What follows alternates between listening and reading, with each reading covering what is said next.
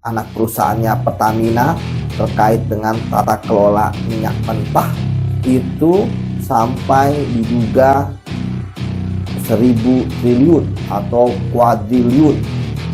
Saya yakin bahwa masih banyak yang belum terungkap karena ada fenomena gunung es.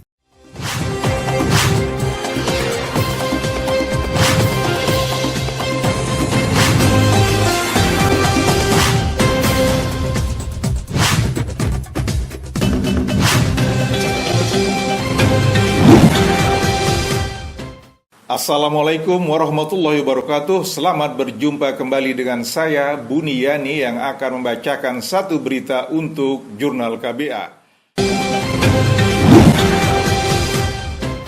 Mantan penyidik Komisi Pemberantasan Korupsi KPK Yudi Purnomo Harahap mengungkapkan psikologi seorang koruptor. Ia menilai semua koruptor sama sekali tidak pernah memikirkan kesejahteraan rakyat. Ia mengatakan klasmen Liga Korupsi Indonesia yang viral di media sosial atau medsos menjadi bukti kebiadaban koruptor. Dari jumlah kerugian negara dalam klasmen korupsi Indonesia, koruptor mana peduli kehidupan rakyat? Demikian Yudi dikutip KBA News dari platform X @YudiHarahap 46. Viralnya meme Liga Korupsi Indonesia di sosial media merupakan salah satu bentuk keprihatinan masyarakat akan semakin maraknya kasus korupsi yang terungkap dengan jumlah korupsinya yang fantastis. Dulu kita hanya berpikir korupsi puluhan miliar, ratusan, hingga triliunan, namun masih ada angka 1 digit ataupun 2 digit. Sekarang dalam kasus dugaan tindak pidana korupsi di Patraniaga, ya, anak perusahaannya Pertamina terkait dengan tata kelola minyak mentah itu sampai diduga 1.000 triliun atau kuadriliun. Sampai saat ini untuk yang potensi kerugian keuangan negaranya 193 triliun ya untuk tahun 2023. Makanya kenapa kalau dikalikan secara rata-rata 5 tahun, karena tempusnya 2018 sampai dengan 2023 itu 5 tahun ya. Dan ini langsung ke puncak klasmen, mengalahkan sebelumnya kita tahu yang viral adalah kasus korupsi terkait timah yang 300 triliun. Bahkan dari 10 kasus besar ya, itu banyak kasus yang sebelumnya mungkin menempati peringkat 10-9 langsung terhempas ya dari 10 besar. Nah, dan di situ tidak ada lagi angka miliaran. Menarik ya bahwa kasus korupsi ini kan bisa dibuat Liga Korupsi Indonesia karena terungkap. Saya yakin bahwa masih banyak yang belum terungkap karena ada fenomena gunung es. Apa yang tampak belum tentu lebih sedikit daripada yang tidak tampak. Apa yang di atas permukaan lebih sedikit ya daripada yang ada di dalam permukaan. Teori gunung es. Tonton terus Jurnal KBA, jangan lewatkan hanya di KBA News.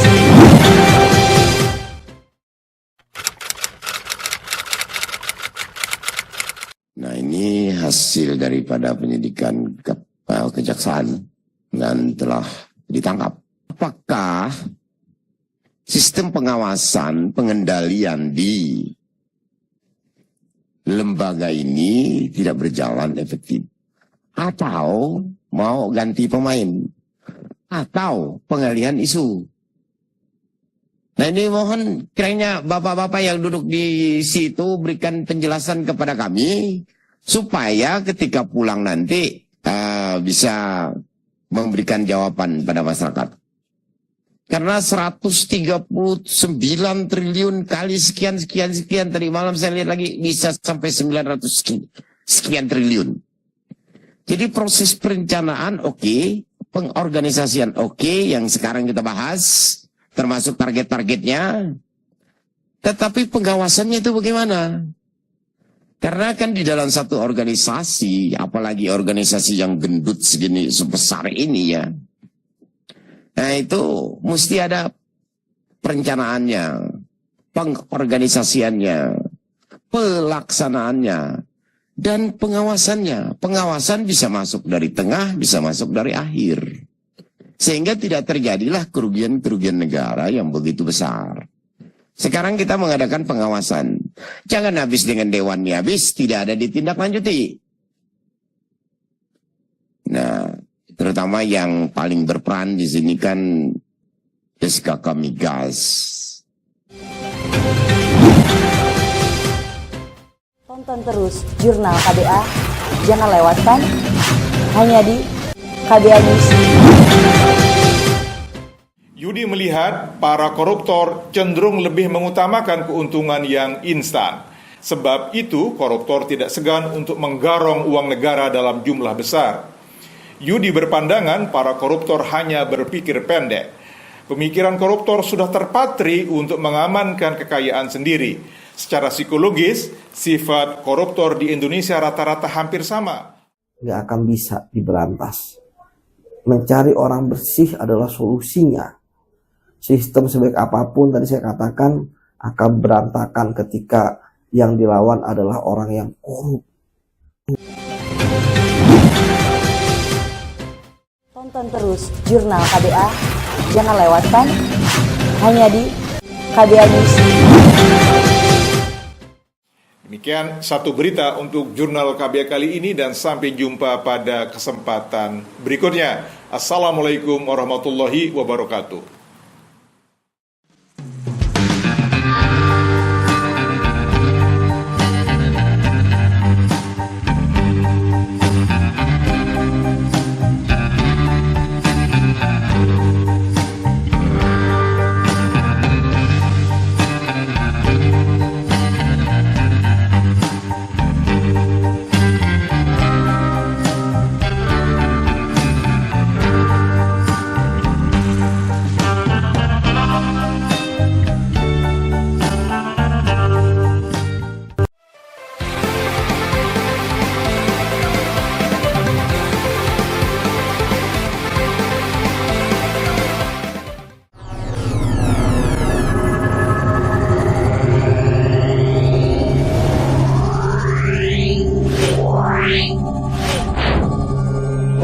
Wow.